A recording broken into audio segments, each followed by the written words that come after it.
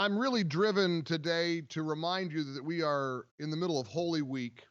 Tomorrow, Good Friday. This week, of course, the Passover, Easter Sunday. As we speak, the Senate Majority Leader Mitch McConnell is on the floor of the Senate. We're going to take you to Washington, D.C., and here's some of the speaker's, the Majority Leader's comments over requesting more emergency relief for the millions and millions of Americans who have been dramatically impacted by coronavirus. A lot of the, he said that a lot of the CARES Act is being implemented, but more aid is needed. We're going to take you to Majority Leader McConnell's remarks here in just a few moments here. There is other breaking news. The deadliest day so far in the last 24 hours, over 14,000 deaths here in America, 432,000 confirmed cases worldwide, 90,000 deaths, 1.5 million confirmed cases around the world. Of the cases in the United States, a full third of them come from New York. And wow, was there a scathing article in the New York Times about the leadership of Democrats Andrew Cuomo and Bill de Blasio. In fact, if you look through the article, there are very few Orange Man bad references. I mean, frankly, I keep hearing that it's all Trump's fault, that all of this is to be blamed on the president. But even the New York Times is starting to sing a bit of a different tune. We also have got news about joblessness and the filing of unemployment.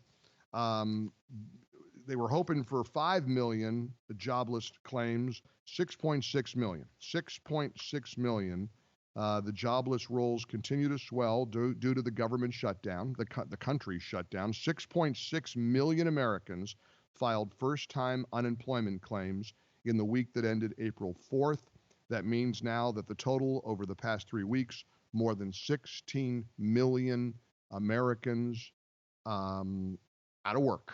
And this is so difficult and challenging. I truly want to talk about Holy Week, though, and the reminders that we have about pain and suffering and loss and resurrection. So I think the metaphor applies. But first, breaking now on the Mike Gallagher Show. Let's take you to the floor of the Senate. Senate Majority Leader Mitch McConnell addressing the chamber and the nation about what steps we're going to take going forward. We're facing a healthcare crisis with an economic crisis strapped to its back. That is why 2 weeks ago, the Senate passed the largest rescue package in American history. The bipartisan CARES Act funneled more than $2 trillion into bold programs to help households, fund hospitals and healthcare providers, and keep paychecks coming. Before we adjourned, I said the Senate would stay nimble and prepare to react quickly as the legislation came online. So, Mr. President, that's why we're here today. Much of the CARES Act is still being implemented, but one key program is already up and running. It's the Paycheck Protection Program from Chairman Rubio, Chairman Collins, Senator Cardin, and Senator Shaheen. It gives small businesses emergency capital so that workers can keep getting paychecks instead of pink slips. Just a few days after the program opened for business, $100 billion in loans have already been committed. That is 30% of the total funding spoken for in just the first few days. Actually, that's very good news. It means this job-saving program is attractive to small business. Employers can access it. But it also means we need more funding, and we need it fast. Soon I will ask unanimous consent to increase the funding for the Paycheck Protection Program to a new total of $600 billion. I'm not talking about changing any policy language that both sides have already negotiated together several weeks ago. I'm literally talking about deleting the number 350 and writing 600 in its place. Let me say that again. We're not talking about making any policy changes. We're literally changing the number 350 to 600. That's all this we're suggesting here today. That, by definition, is a clean bill. I want to add more money to the only part of our bipartisan bill that is currently at risk of running out of money. So I was surprised to see this simple proposal met uneasily by the Democratic leadership. The distinguished Democratic leader and the Speaker of the House sought to use this crucial program to open broader negotiations on other topics, including parts of the CARES Act where literally, listen to this, Mr. President, literally no money's gone out the door yet. No money has gone out the door yet. The Democratic leadership has suggested they may hold Americans' paychecks hostage unless we pass another sweeping bill that spends $500 billion doubling down on a number of parts of the CARES Act, including parts that have not even started to work yet. The country cannot afford unnecessary wrangling or political maneuvering. Treating this as a normal kind of partisan negotiation could literally cost Americans their jobs. We're in a situation right now where passing a bill means either unanimous consent. Starting a volley and a round of talks, which will inevitably lead to some bickering. I don't know that the American people have the stomach for partisan squabbling right now. Americans are hurting. Americans are anxious. Americans want to go back to work. Americans are grieving the dead. And I want to just quickly make a point about the deaths that are occurring. I saw last night around 1,100 deaths in the New York area over like a 36-hour period of time. I think officially it was 779 deaths over a 24-hour period. I saw an article in the New York Post yesterday that the funeral homes in the 5 boroughs of New York City cannot keep up with all of the incoming bodies. And, we all look at these numbers. We've been talking about models throughout this whole pandemic. We've been talking about flattening the curve and graphs and statistics. Every one of these deaths is a family, a face, a father, a mother, a sister, a brother, a son, a daughter, a loved one, a girlfriend, a boyfriend, a teacher, a pastor, a rabbi, a worker in a grocery store. I read a story last night that broke my heart.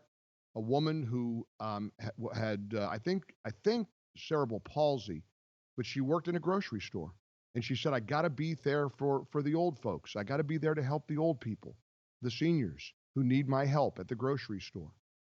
And she died alone from coronavirus, and she made a video. Her family noticed that her phone wasn't password protected like it usually was. They looked on her phone, and she had made a video by herself saying goodbye to her family and saying, "I'll see you on the other side." These are heartbreaking stories that are real, that are happening. And to me, I am all about trying to remember the message of Holy Week. The death of our Savior on the cross, the pain, the suffering, the anguish, and then, of course, the resurrection.